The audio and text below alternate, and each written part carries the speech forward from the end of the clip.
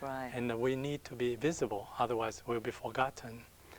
And But we are visible. Right. And well, being the minority, we look different. Our presence and absence are readily noticeable. Yeah. It makes it even more important for us to be out there. Yeah, sometimes it's good and bad to be so Right, visibly right, different.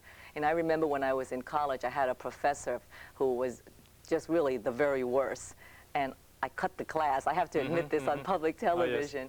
Oh, yes. And one day when I showed up, he told me, "You weren't in class," Right, because I was, we were obviously different. So I Yeah. could see, that would be the case here. Right. Well, as you know, very often there's just not enough Asian American out there in various functions. Right. And people sometimes will comment and say, "Hey, we'd like to see more Asian Right. American." As though we don't care. Right, right. Right. So it's very important really to be out there participating. Yeah. Are there some initiatives out there in the community that are successful in bringing people together? Right. Well, it's a long process. I think we are trying very hard. And well, there are a couple of them actually. You got started a couple of years ago. One is Parent Outreach Initiative.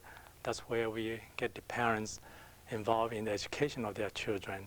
And another one, of course, reach out to the high school kids. Right. Student Summit, very successful.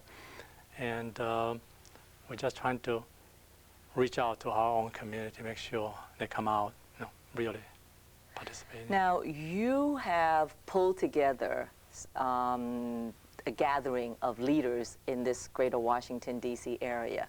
Tell us about this initiative. What's it called? What's the purpose?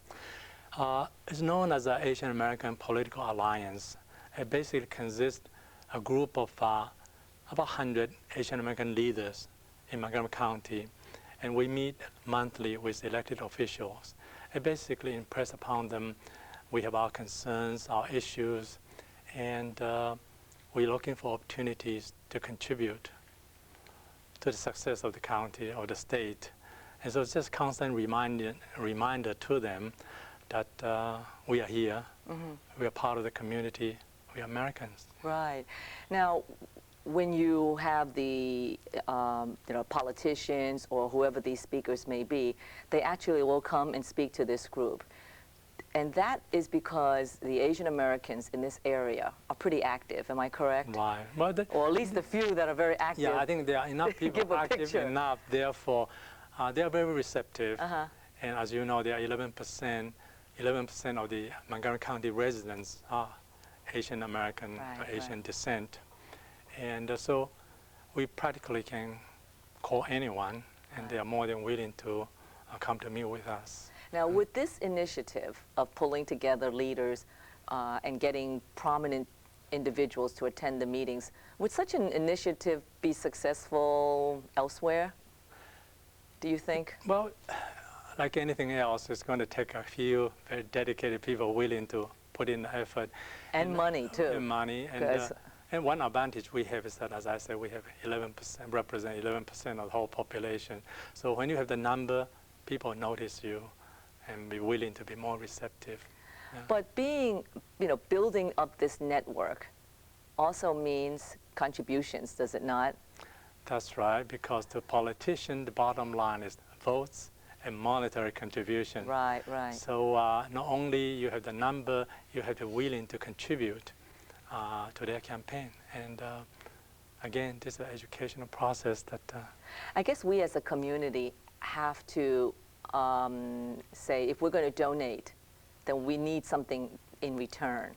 And that's perhaps a lesson we don't seem to have learned very well. That's right. We tend to just contribite and then sort of that's the end of it. Yeah, right. But I think it's very reasonable for us to expect something, not necessarily in direct return, but expect appreciation and the recognition of that contribution. Now, as a community, we may not have political clout because the politicians basically say we don't vote or we don't get out and vote. We certainly have economic clout. Right. And, I would assume that would go a long way.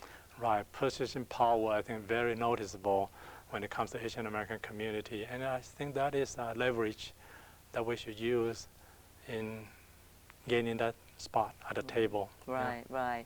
Speaking of at the table, you know, you are the immediate past national president of an organization called OCA. And you were fortunate enough to have been at the table, right? And we're not talking about the dinner table.